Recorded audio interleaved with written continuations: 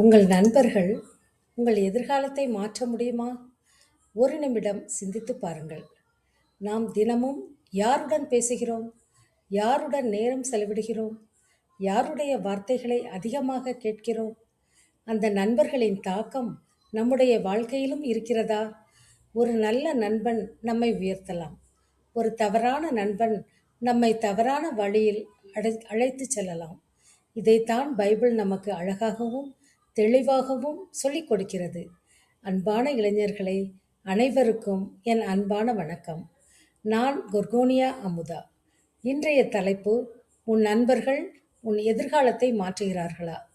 இன்று பைபிளில் இருந்து ஒரு முக்கியமான சம்பவத்தையும் அது நம்முடைய இன்றைய வாழ்க்கைக்கு சொல்லும் அழகான பாடத்தையும் பார்க்கலாம். வாருங்கள், இறை வார்த்தையின் வெளிச்சத்தில் சிந்திப்போம். பைபிள் என்ன சொல்கிறது? 1 கொரிந்தியர் 15:33 தீய நட்பு நல்லொழுக்கத்தை கெடுக்கும் என்று புனித பவுல் எச்சரிக்கிறார். இது ஒரு பழைய வசனம், ஆனால் இதன் செய்தி இன்று மிகவும் பொருத்தமானது. இன்று நம்முடைய நட்பு என்பது நேரில் சந்திப்பவர்களுடன் மட்டுமல்ல. வாட்ஸ்அப் நண்பர்கள் இருக்கிறார்கள், இன்ஸ்டாகிராம் நண்பர்கள் இருக்கிறார்கள், யூடியூப் மற்றும் சோஷியல் மீடியாவில் நாம் தொடர்ந்து பார்க்கும் மனிதர்களும் நம்முடைய எண்ணங்களை பாதிக்கிறார்கள். அதனால் ஒரு முக்கியமான கேள்வி: நான் யாரை என்னுடைய மனதுக்குள் அனுமதிக்கிறேன்? ஒரு நல்ல நண்பர் என்ன செய்வார்? ஒரு நல்ல நண்பர் உங்களை தவறான பாதைக்கு அழைத்துச் செல்ல மாட்டார். நீங்கள் படிக்க வேண்டும் என்றால் ஊக்கப்படுத்துவார். நீங்கள் தோல்வியடைந்தால் கேலி செய்ய மாட்டார். மீண்டும் முயற்சி செய்ய சொல்வார். நீங்கள் தவறு செய்தால் இது சரியல்ல என்று அன்புடன் சொல்வார். உங்கள் வெற்றியை பார்த்து பொறாமைப்படாமல் மகிழ்வார். அப்படிப்பட்ட நண்பர் ஒரு பெரிய ஆசீர்வாதம். தவறான நண்பரை எப்படி அடையாளம் காண்பது? உங்களை தொடர்ந்து பொய் சொல்ல சொல்கிறாரா? பெற்றோரிடம் மறைக்க சொல்கிறாரா? படிப்பை விட்டுவிட சொல்கிறாரா? தவறான பழக்கங்களுக்கு அழைக்கிறாரா? மற்றவர்களை கேலி செய்ய சொல்கிறாரா? எல்லோரும் செய்கிறார்கள், நீயும் செய் என்று அழுத்தம் கொடுக்கிறாரா? அப்படியென்றால் சற்று நின்று சிந்தியுங்கள். எல்லாரும் செய்வது சரி என்று அர்த்தமல்ல. நண்பனை இழப்பதை விட நம்முடைய நல்ல எதிர்காலத்தை இழக்காமல் இருப்பது முக்கியம். பைபிளில் ஒரு அழகான நட்பு தாவீதும் யோனத்தானும். நல்ல நண்பர்கள். யோனத்தான் தாவீதின் திறமையை பார்த்து பொறாமைப்படவில்லை, மாறாக அவனை ஆதரித்தான். அவனுடைய வாழ்க்கையில் உண்மையான நண்பனாக இருந்தான். இதிலிருந்து நாம் ஒரு பாடம் கற்றுக்கொள்ளலாம். உண்மையான நண்பன் உங்கள் வாழ்க்கையில் போட்டியாளராக இருக்க வேண்டியதில்லை. அவன் உங்கள் வளர்ச்சிக்கு துணையாக இருக்கலாம். நீங்கள் முன்னேறும்போது நான் உன்னுடன் இருக்கிறேன் என்று சொல்லக்கூடிய நண்பன்தான் உண்மையான நண்பன். இன்றைய சோஷியல் மீடியா நட்பு நண்பர்களே, இன்றொரு விஷயத்தையும் சிந்தியுங்கள். நாம் தினமும் பார்க்கும் வீடியோஸ், ரீல்ஸ், போஸ்ட்ஸ், இன்ஃப்ளூயன்சஸ் இவையெல்லாம் நம்முடைய எண்ணங்களை மெதுவாக மாற்றுகின்றன. நாம் பார்க்கிறதை பற்றி சிந்திக்கிறோம். நாம் சிந்திப்பதை பற்றி பேசுகிறோம். நாம் பேசுவதை அடிப்படையாக வைத்து முடிவெடுக்கிறோம். அதனால் உங்கள் ஃபோனில் யார் இருக்கிறார்கள் என்பதை காட்டிலும் உங்கள் மனதில் யார் இருக்கிறார்கள் என்பது முக்கியம்.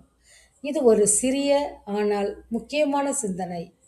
இன்று ஒரு சிறிய சோதனை செய்து பாருங்கள்.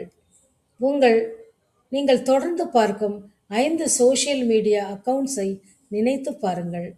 பிறகு உங்களிடம் நீங்களே கேளுங்கள், இவர்களை பார்த்த பிறகு நான் நல்ல மனிதராக மாறுகிறேனா? எனக்கு நல்ல சிந்தனை வருகிறதா? என் நேரத்தை மதிக்க கற்றுக்கொள்கிறேனா? என் எதிர்காலத்தை பற்றி சிந்திக்கிறேனா? கடவுளுக்கு அருகில் செல்ல வேண்டும் என்ற எண்ணம் வருகிறதா? பதில் ஆம் என்றால் அந்த நல்ல கண்டென்ட்டை தொடர்ந்து பாருங்கள். பதில் இல்லை என்றால் அன்ஃபாலோ செய்வது ஒரு சிறிய முடிவு. ஆனால் அது உங்கள் வாழ்க்கையில் ஒரு பெரிய மாற்றமாக இருக்கலாம். ஒரு முக்கியமான செய்தி: அன்பான இளைஞர்களே, நண்பர்கள் முக்கியம். ஆனால் உங்கள் வாழ்க்கையின் ஸ்டியரிங் வீலை நண்பர்களிடம் கொடுத்து விடாதீர்கள். நண்பர்களின் கருத்தை கேளுங்கள், ஆனால் உங்கள் வாழ்க்கையின் சரியான முடிவை நீங்களே எடுங்கள். பைபிள் நமக்கு நல்ல நண்பர்களை தேர்ந்தெடுக்க சொல்கிறது. நீதிமொழிகள் 13:20 நமக்கு நினைவூட்டுவது, ஞானிகளோடு நடப்பவன் ஞானமடைகிறான். எனவே உங்களை உயர்த்தும் நண்பர்களை தேடுங்கள். உங்கள் கனவுகளை உயர்த்தும் நண்பர்களை தேடுங்கள். உங்கள் கனவுகளை மதிக்கும் நண்பர்களை தேடுங்கள். உங்கள் தவறை சுட்டிக்காட்டும் நண்பர்களை மதியுங்கள். உங்களை கடவுளிடமிருந்து விலக்காமல் நல்ல பாதையில் அழைத்துச் செல்லும் நண்பர்களை வைத்துக் கொள்ளுங்கள். இன்று ஒரு விஷயத்தை மட்டும் நினைவில் வைத்துக் கொள்ளுங்கள். நீங்கள் யாருடன் நடக்கிறீர்கள் என்பதை கவனியுங்கள். ஏனெனில் அந்த பாதை உங்களை எங்கேயோ அழைத்துச் செல்லும். உங்கள் நண்பர்கள் உங்கள் எதிர்காலத்தை முழுமையாக தீர்மானிக்க மாட்டார்கள். ஆனால் அவர்கள் உங்கள் எண்ணங்களையும் பழக்கங்களையும் முடிவுகளையும் பாதிக்க முடியும். அதனால் நல்ல நண்பர்களாக இருங்கள். நல்ல நண்பர்களை தேர்ந்தெடுங்கள். மற்றவர்களுக்கும் நல்ல நண்பராக இருங்கள். அன்பான இளைஞர்களே, இன்றைய இந்த செய்தி உங்களுக்கு பயனுள்ளதாக இருந்தால் உங்கள் நண்பர்களுடன் பகிருங்கள்.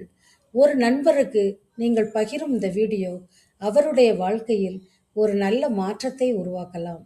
இறை வார்த்தையை கேட்போம், சிந்திப்போம், நம் வாழ்க்கையில் செயல்படுத்துவோம். அடுத்த வீடியோவில் பைபிளில் இருந்து இன்றொரு புதிய சம்பவத்தையும் அது நம் இன்றைய வாழ்க்கைக்கு செல்லும் ஒரு புதிய செய்தியையும் பார்க்கலாம். இது உங்கள் குர்கோனியா முதா. இன்றைய வாழ்க்கை இறை வார்த்தையின் வெளிச்சத்தில். நன்றி. இறைவன் உங்கள் அனைவரையும் ஆசீர்வதிப்பாராக.